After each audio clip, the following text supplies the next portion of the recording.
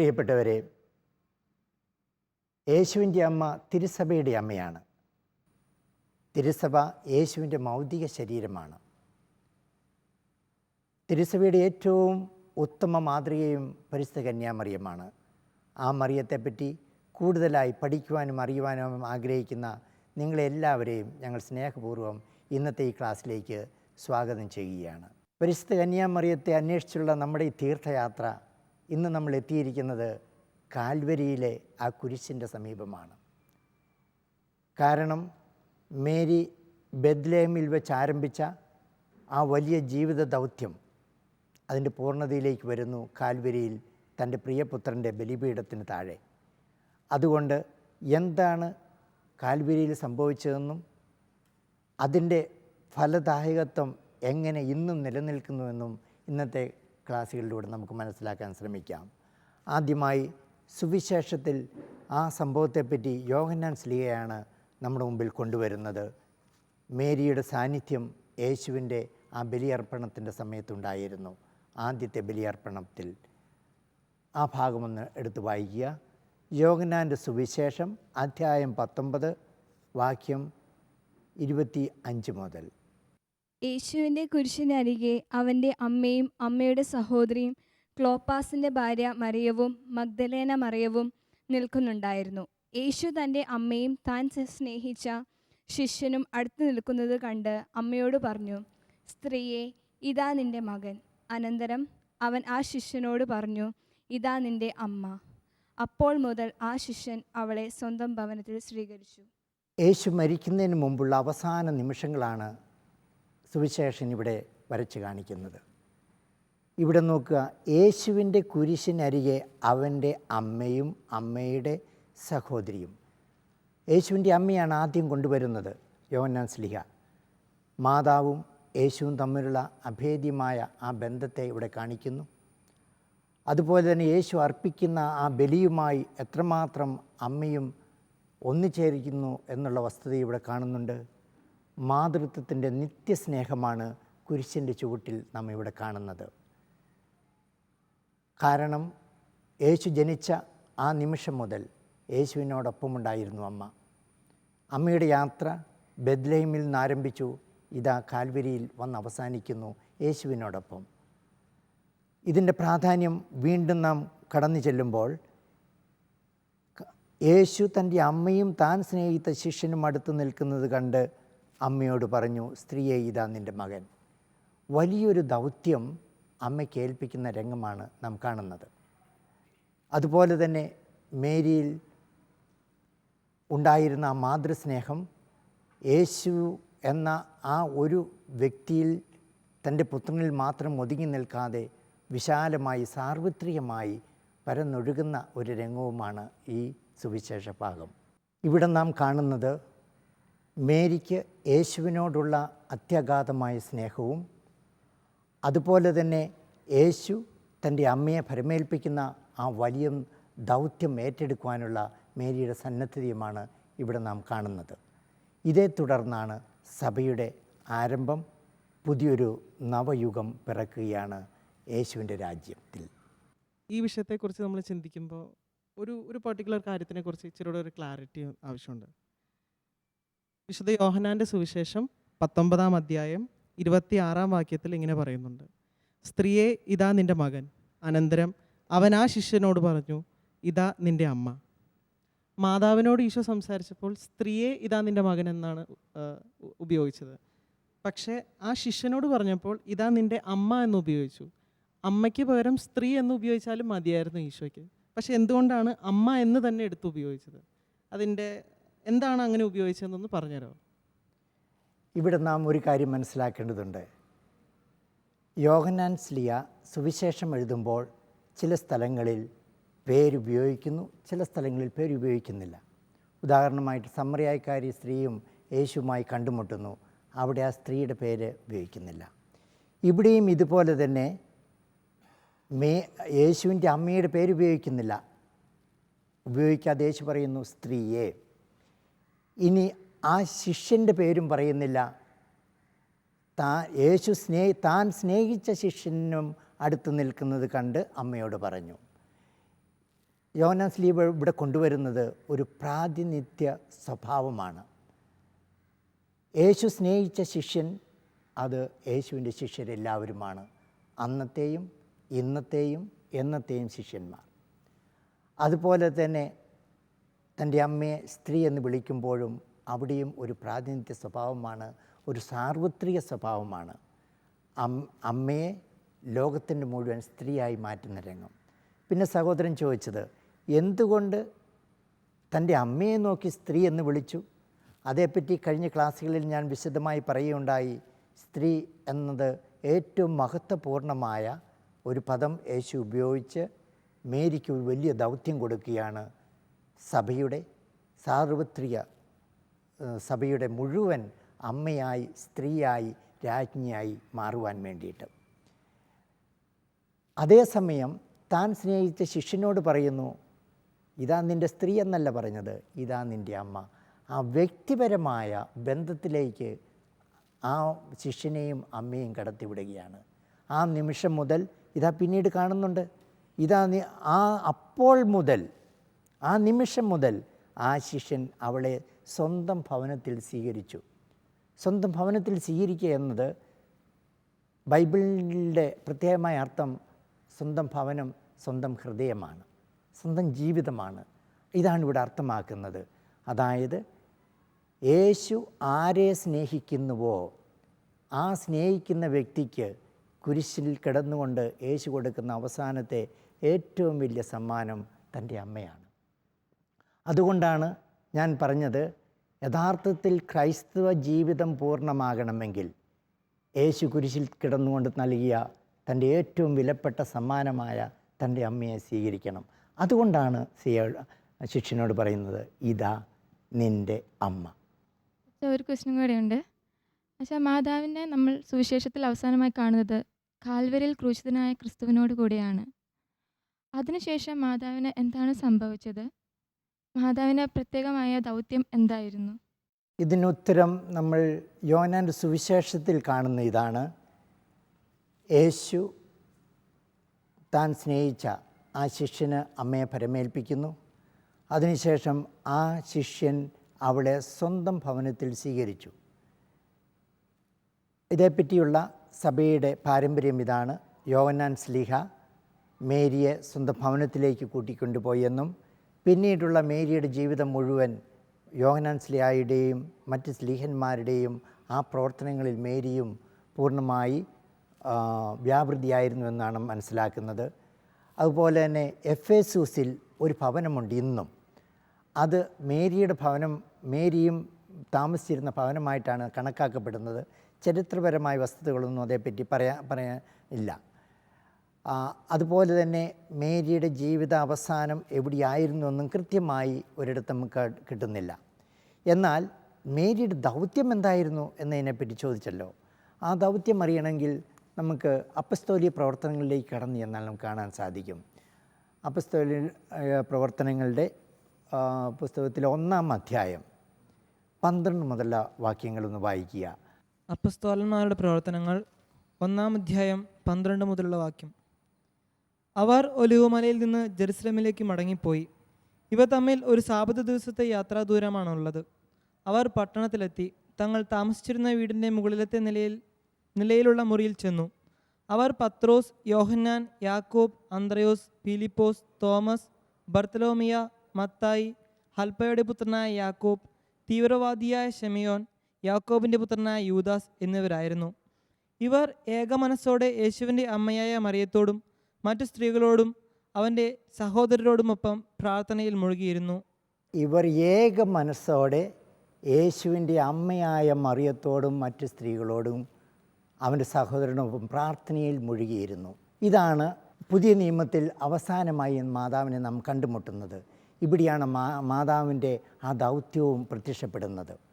കാരണം സ്ലീഹന്മാരെ ഒന്നിച്ച് പ്രാർത്ഥനയിൽ കൂട്ടായ്മയിൽ കൊണ്ടുവന്നത് മാതാവിൻ്റെ ഏറ്റവും വലിയ ദൗത്യമായിരുന്നു. അതുകൊണ്ടാണ് സഭയുടെ അമ്മ എന്ന് മാതാവിനെ നമ്മൾ വിളിക്കുന്നത്. തിരുസഭയുടെ അന്തസത്തയാണ് ഇവിടെ നാം കാണുന്നത്. മേരിയുമൊത്തുള്ള ആ കൂട്ടായ്മ, പ്രാർത്ഥനയിൽ ഏക മനസ്സോടെ പ്രാർത്ഥിക്കുന്നു. ഇവിടെയാണ് സഭയുടെ എല്ലാ അപ്പസ്തോലിക പ്രവർത്തനങ്ങളുടെയും ആരംഭവും അതിൻ്റെ പുഷ്പിക്കലും. ഇതേപ്പറ്റി മാർപ്പാപ്പ വ്യക്തമായി പറയുന്നുണ്ട്. അതായത് പരിശുദ്ധാത്മാവിനോടൊപ്പം മാതാവും എന്നും സഭയോട് ഒത്തുണ്ട്. അതാണ് പ്രേക്ഷിത പ്രവർത്തനത്തിൻ്റെ ആരംഭവും ശക്തിയും. ഫ്രാൻസിസ് മാർപ്പാപ്പയുടെ സുവിശേഷത്തിൻ്റെ സന്തോഷം എന്ന ആ ചാക്രിക ലേഖനത്തിൽ മാർപ്പാപ്പ പറയുന്ന ഈ മനോഹരമായ വാക്കുകൾ നമുക്ക് ശ്രദ്ധിക്കാം. മറിയം പരിശുദ്ധാത്മാവിനോടൊപ്പം എപ്പോഴും ജനങ്ങളുടെ ഇടയിലുണ്ട്. പരിശുദ്ധാത്മാവിൻ്റെ വരവിന് വേണ്ടിയുള്ള പ്രാർത്ഥനയിൽ അവൾ ശിഷ്യന്മാരുടെ കൂടെ ചേർന്നു. അങ്ങനെ പെന്തക്കൊസ്ത ദിവസമുണ്ടായ മിഷണറി പ്രവർത്തനം സാധ്യമാക്കി. സുവിശേഷവൽക്കരിക്കുന്ന സഭയുടെ അമ്മയാണവൾ.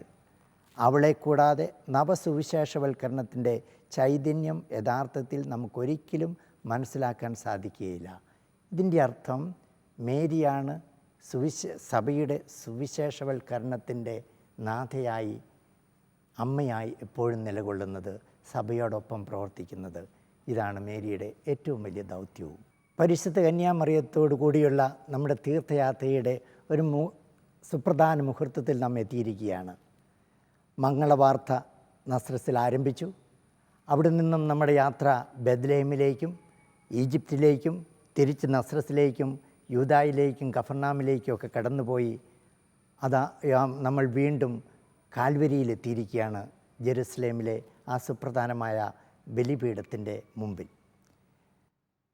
മേരിയെപ്പറ്റി ഈ ദിവസങ്ങളിൽ നാം പഠിക്കുകയാണ്. അമ്മയുടെ ദൗത്യത്തെപ്പറ്റി നമ്മൾ ആഴമായി മനസ്സിലാക്കാൻ ശ്രമിക്കുകയായിരുന്നു. ഇനിയും മുമ്പോട്ടുള്ള നമ്മുടെ യാത്രയിൽ എപ്രകാരമാണ് മേരി തിരുസഭയിൽ പ്രവർത്തിക്കുന്നത്, അമ്മയായി തീരുന്നതിനെപ്പറ്റി നമ്മൾ പഠിക്കും. നിങ്ങളുടെ ചോദ്യങ്ങളും നിങ്ങളുടെ സംശയങ്ങളും വീണ്ടും ഞങ്ങൾക്ക് എഴുതുക. ഞങ്ങൾ തീർച്ചയായിട്ടും നിങ്ങളെ സഹായിച്ചു കൊണ്ടിരിക്കും. ഒരിക്കൽ കൂടി നിങ്ങൾക്കെല്ലാവർക്കും ദൈവത്തിൻ്റെ അനുഗ്രഹവും പരിശുദ്ധ അമ്മയുടെ മധ്യസ്ഥതയും ആശീർവാദവും സംരക്ഷണവും ഞങ്ങൾ പ്രാർത്ഥിക്കുന്നു, ആശംസിക്കുന്നു. എല്ലാവർക്കും ഒരിക്കൽ കൂടി പ്രത്യേകമായ നന്ദി പറയുന്നു.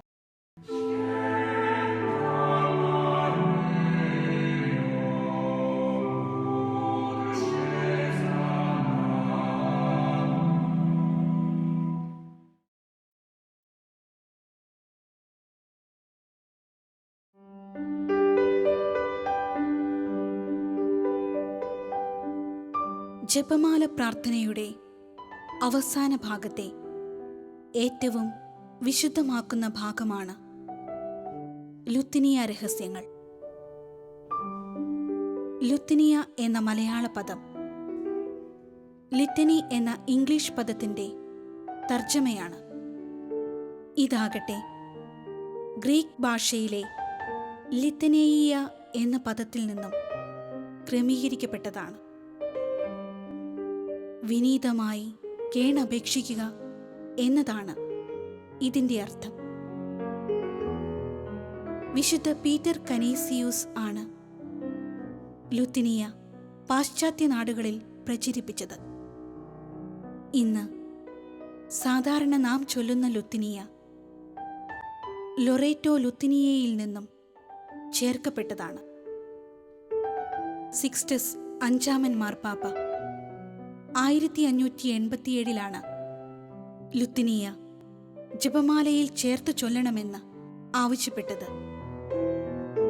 അച്ചടിച്ച ലുത്തിനിയ 1548 മുതൽ സഭയിൽ നിലനിന്നിരുന്നു.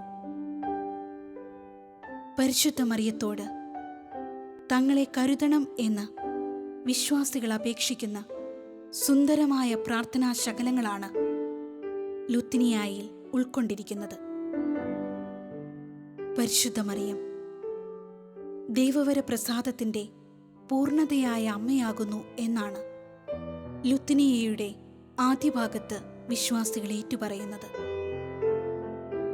സ്നേഹത്തിന് ഏറ്റവും യോഗ്യയായ മാതാവ് എന്ന വിശേഷണമാണ് ഇന്നു നാം ധ്യാനിക്കുന്നത്. ദൈവത്തിൻ്റെ രക്ഷാകര പദ്ധതിയിൽ പരിശുദ്ധ അമ്മ വഹിച്ച അതുല്യമായ പങ്കിനെ മനസ്സിലാക്കുമ്പോൾ മറിയത്തോടുള്ള സ്നേഹവും അതിരറ്റ ബഹുമാനവും നമ്മിൽ നിറയുന്നു. ലോകരക്ഷകന്റെ വത്സല മാതാവും രക്ഷാകര കർമ്മത്തിൽ അവിടുത്തെ സഹകാരിണിയും എന്ന നിലയിൽ മറിയം സകല ജനപദങ്ങളുടെയും മാതാവാണ്. മറിയം നന്മ നിറഞ്ഞവളാകയാൽ അവളുടെ മാതൃസഹജമായ മാധ്യസ്ഥം തിരുസഭയ്ക്ക് ആരംഭം മുതലേ അമ്മ നൽകുന്നുണ്ട്. അത് മനുഷ്യകുലത്തെ മുഴുവൻ രക്ഷകനിലേക്ക് നയിക്കുക എന്ന രക്ഷാകര ദൗത്യത്തിൻ്റെ നിർവഹണം കൂടിയാണ്.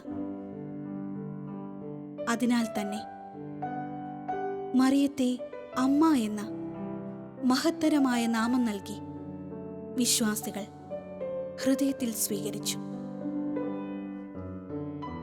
ഇതാ നിന്റെ അമ്മ എന്നാണ് യോഹന്നാനോട് ഈശോ ഗാഗുൽത്തായിൽ വെച്ച് പറഞ്ഞത്.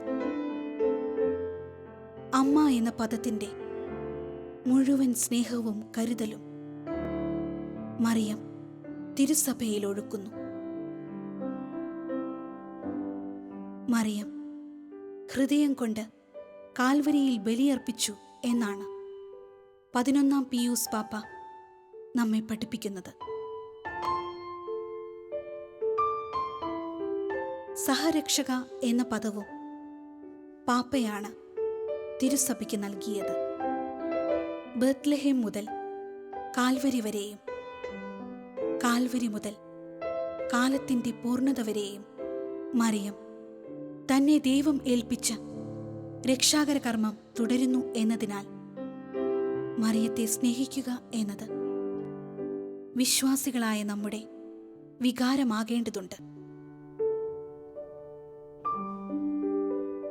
സ്നേഹത്തിന് ഏറ്റവും യോഗ്യയായ മാതാവ് എന്ന് ലുത്തിനിയായിൽ മറിയത്തെ വിശേഷിപ്പിക്കുമ്പോൾ മറിയത്തിൻ്റെ സ്നേഹത്തെ നാം പ്രഘോഷിക്കുകയും ദൈവത്തിൻ്റെ അനന്ത കരുണയെ വാഴ്ത്തുകയുമാണ് ചെയ്യുന്നത്. സുവിശേഷത്തിലുടനീളം നാം മറിയത്തെ കണ്ടുമുട്ടുമ്പോഴെല്ലാം മറിയം പുലർത്തുന്ന വിശ്വസ്തതയും ദൈവാശ്രയവും എളിമയും വിധേയത്വവും സഭാപിതാക്കന്മാരെ പോലും അമ്പരപ്പിക്കുന്നുണ്ട്. വിശുദ്ധ കൊച്ചു ത്രേസ്യ ഒരിക്കൽ പറഞ്ഞു, കന്യകാമറിയം ഒരമ്മയെപ്പോലെ നമ്മെ കാത്തുപാലിക്കുന്നു. അത് അനുദിന ജീവിതത്തിൽ അടയാളങ്ങളിലൂടെ അമ്മ വെളിപ്പെടുത്തുകയും ചെയ്യുന്നു. 12-ാം പിയൂസ് പാപ്പ പറയുന്നു, ശിരസ്സായ ക്രിസ്തുവും ശരീരമായ സഭയും തമ്മിൽ കൂട്ടിയിണക്കുന്ന കഴുത്താണ് പരിശുദ്ധ മറിയം.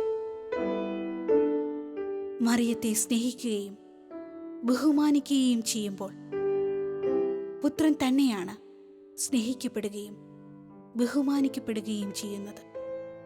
മറിയത്തിൻ്റെ മാധ്യസ്ഥ ശക്തി അതിനാൽ തന്നെ പുത്രന്റെ സന്നിധിയിൽ ഏറ്റവും വിലയുള്ളതാകുന്നു.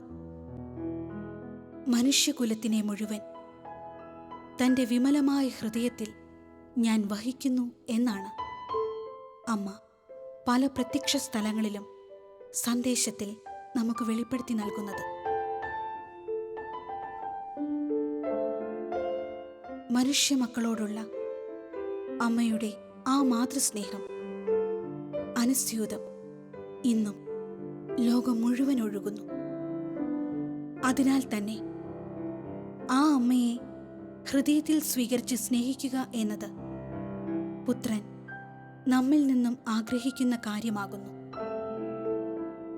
സ്നേഹത്തിന് ഏറ്റവും യോഗ്യയായ മാതാവ് തൻ്റെ അനന്തമായ മാതൃസ്നേഹത്താൽ നമ്മെ പൊതിയട്ടെ. ലുത്തിനിയ രഹസ്യങ്ങൾ ആഴത്തിൽ ധ്യാനിച്ച് നമുക്കമ്മയോടൊപ്പം ഈശോയിലേക്ക് നടന്നെടുക്കാം.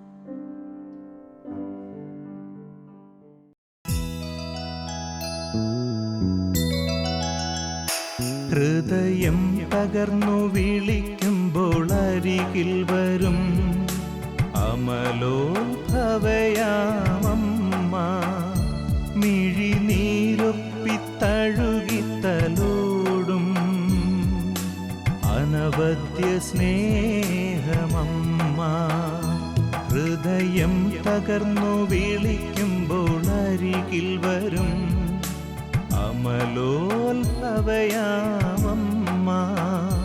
മിഴിനീരൊപ്പിത്തഴുകിത്തലോടും അനവദ്യ സ്നേഹമമ്മ.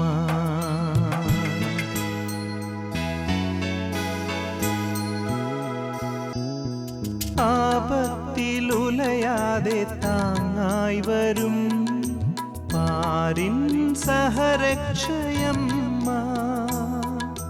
പാപത്തിൽ വീഴാതെ തുണയായി വരും പരിശുദ്ധ കന്യയാണമ്മ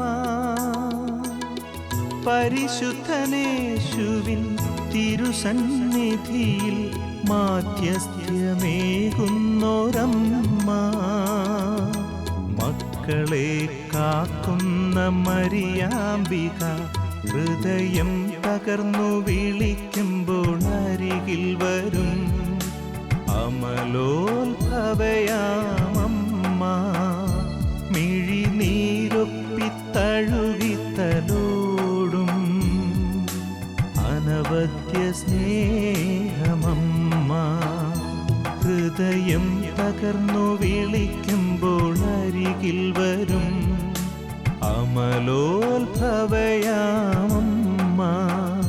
മിഴിനീരൊപ്പിത്തഴുകിത്തലോടും അനവദ്യ സ്നേഹമമ്മ.